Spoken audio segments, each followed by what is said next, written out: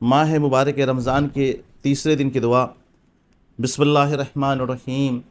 اللہم صلی علی محمد وآل محمد وعجل فرجہم۔ اللہم ارزقنی فیہ الذہن والتنبیہ۔ پالنے والے اے میرے مالک، آج کے دن ہمیں ذہانت اور تنبیہ عطا فرما۔ وباعدنی فیہ من السفاہۃ والتمویہ، اور میرے مالک ہمیں حماقت اور جہالت سے دور فرما۔ واجعل لی نصیبا من کل خیر تنزل فیہ بجودک۔ اے میرے مالک، آج کے دن جو خیر تو نے جاری کیا ہے، نازل کیا ہے، اس میں میرا وافر حصہ قرار دے اپنے جود و کرم سے۔ یا اجود الاجودین، اے بہترین کرم کرنے والے۔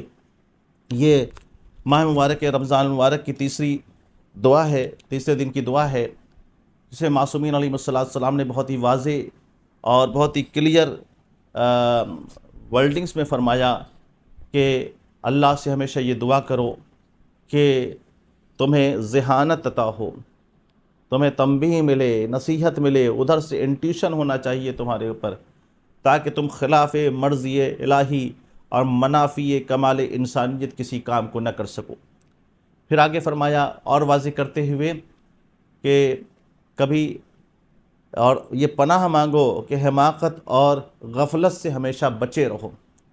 آپ جانتے ہیں، یہ بات میں اپنی طرف سے نہیں کہہ رہا ہوں، بلکہ محمد ابن اسحاق نے جب امام زمانہ عجل اللہ تعالیٰ فرجہ الشریف کے نائب کے ذریعے امام کی بارگاہ میں چند سوالات بھیجے اور آپ سے دریافت کیا، تو امام نے جو توقیع صادر ہوئی ہے، وہاں سے جو سرکولر آیا ہے، ڈیوائن سرکولر امام کی طرف سے، اس میں امام نے یہ لکھا کہ ہمیں سب سے زیادہ تکلیف کس سے پہنچی ہے، دشمنوں کا نام نہیں لیا، سب سے زیادہ تکلیف کس سے پہنچی ہے، فرمایا کہ جاہل اور بیوقوف شیعوں سے۔ تو شیعہ ہونا بڑی بات نہیں ہے، جاہل نہ رہنا اور بیوقوف نہ ہونا، یہ ہے کہ شیعت کا صحیح معیار، سمجھے آپ۔ جو جاہل ہو، بیوقوف ہو، وہ شیعہ نہیں ہو سکتا، اور جو عقل مند ہوگا، ہوش مند ہوگا، وہی اصل معنوں میں امام کا شیعہ کہلانے کے قابل ہے۔ اور یہ زمانہ جو چل رہا ہے غیبت کا، یہ اصل میں امام کی آرمی میں ریکروٹمنٹ کا زمانہ ہے۔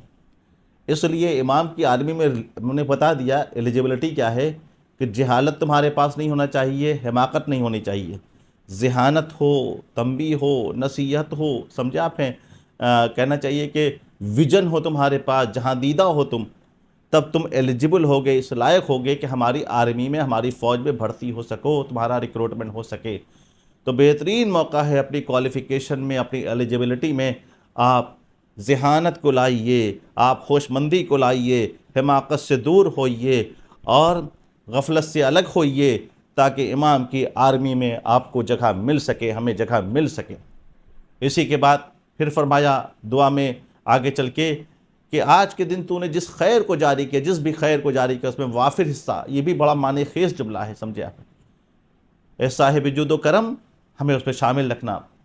میں بہت ہی مختصراً کہنا چاہتا ہوں، ہمارے یہاں کوئی بھی دن منحوس نہیں ہے، غیر مبارک نہیں ہے، کیونکہ ہمارے یہاں ہر دن کسی نہ کسی معصوم سے وابستہ ہے۔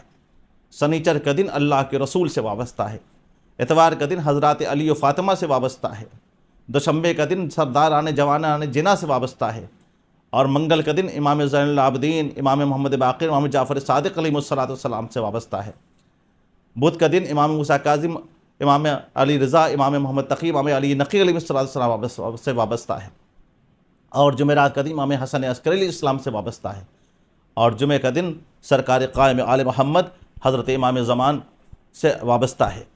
تو کوئی بھی دن وہاں منحوس ہو سکتا ہے، نحوست آمیز ہو سکتا ہے، جہاں کسی دن کے اوپر کسی معصوم کی پہرے داری نہ ہو۔